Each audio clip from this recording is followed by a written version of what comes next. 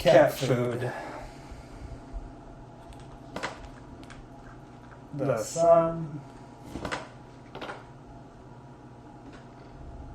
Food bank donations at Mission. I'll just put bagel and my cat. So like the most extraordinary things and like the most ordinary things. And the thing that's really important with this is to not really think about it. And that's one reason why you would time yourself. And it does not matter what you write. You never have to show anybody this ever again. So it could be like the floor, the wall. You just write over and over and over. I don't know. You just have to do it. And it's really more about getting in the practice of doing it. And once you start doing that, you'll really learn that all of a sudden stuff will show up, because sometimes you'll see like history being made all of a sudden, where if you're trying to see it, it's never going to happen. Like if you're not recording stuff or observing what's going on, then when it does happen, you'll miss it. And if you're trying to see it, then you'll never find it. And this is kind of the thing with image making and writing and storytelling. You have to be observational if that's what you're doing. I mean, even if it's like observational images and narrative that you're making up in your head, you have to be able to see it. So it's either you're seeing stuff from real life and you're being observant, or you're seeing stuff from inside your mind and you're being observant of that too. I mean, there are different types of writing and different types of storytelling, fictional and non-fictional, but it's rooted in creating an image that someone can see clearly, and also being able to see it either by making it up or by seeing what's there. So then I like to do heard. So sometimes when I was doing the diary project, I would overhear a lot of stuff. And it's really interesting when it's like you're walking around and you're just thinking about what other people are saying. Like, overheard. I'm done. I can't take being in this grocery store a second longer. Overheard number 2. You can't cut. Overheard number 3. Is this the first grocery store you've been to today? That's March 27th. So that was back when I remember waiting in line for groceries was kind of this foreign, totally unheard of thing. And I remember there was this guy at the Ralph's in Hollywood who was a checker, and he was really nice, and he was talking about how they're saying maybe this is going to go on for another 2 weeks, and this is March 26th, 27th, and that he was waiting to see if they were going to give overtime or hazard pay as being a checker before people were even really wearing masks totally in LA, and before all the stuff. Now, my whole point about that is that I have that written down from that point of time, not even remembering back to that point of time. And to think about that now, it's 2 weeks. No one right now would be remember when they were saying only 2 weeks? Remember when Austin Butner or Bill Blasio were talking about not shutting down schools, and then now it's been a year. And so time kind of gets distorted. So that's one of the things about this practice, is that you're just calling it it is, or calling it you see it. And it's going to have some sort of value, maybe, to you or someone else. So, heard. Alright, so heard, today I heard, I tried to call you. The other day, I was like driving in my car.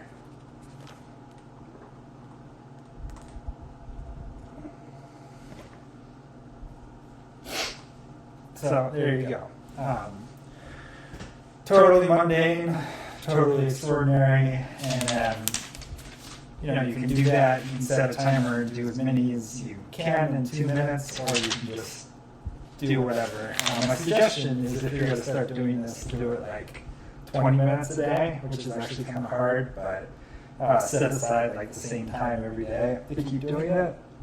And then with the images, here I'll show you another scene.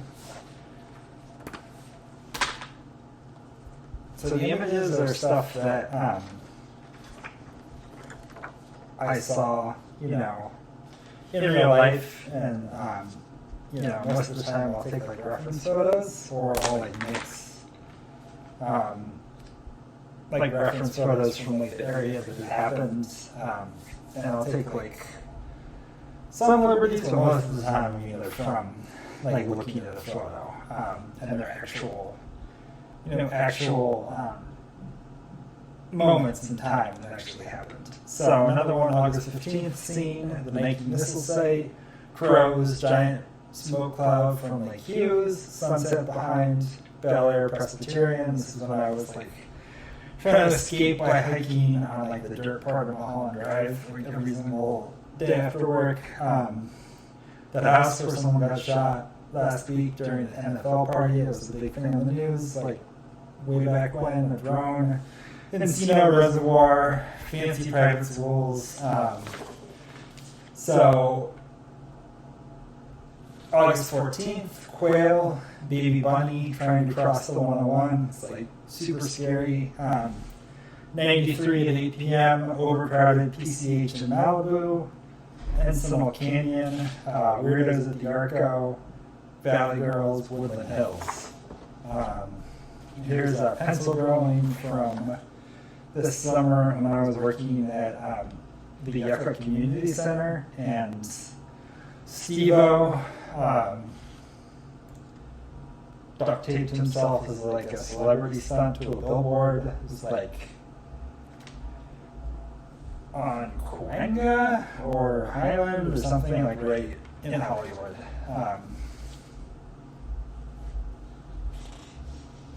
More scene,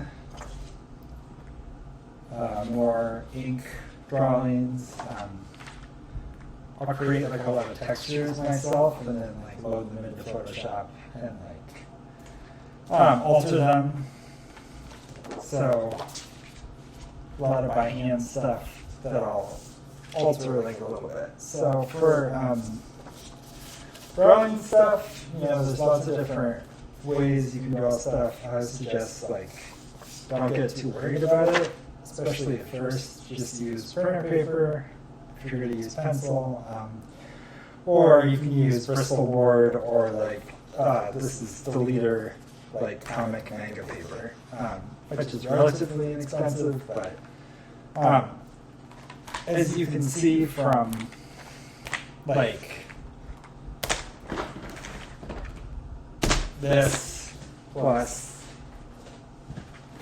this, it's like at least 100 pieces of paper, of like kind of expensive paper, so it all starts to add up, and then like you have to carry this around for the rest of your life, because these are like the precious originals. So I don't know, I'm kind of doing this as a test to just practice if I were to be teaching like remotely art lessons. So hopefully maybe this is interesting. I'm not exactly sure where I'm going to post this, but I'm just starting to try out setting up for teaching. So like when I do stuff, I'll draw it in pencil, I'll go over and ink it, and then I'll like add color. So this is gouache, ink, pencil, and like that's the back cover of the book. Yeah, so that's kind of my first test of doing this. The diary project part 2 is going to be out in the next week. It was printed already and it's just getting shipped here, so that will be available if people want it. I would encourage people of a bunch of different ages to try this stuff, maybe no younger than 6, but you'd be surprised at how good this type of stuff, keeping a journal and recording and drawing, mixing, writing with images is for the K through 12 age group. So thanks a lot.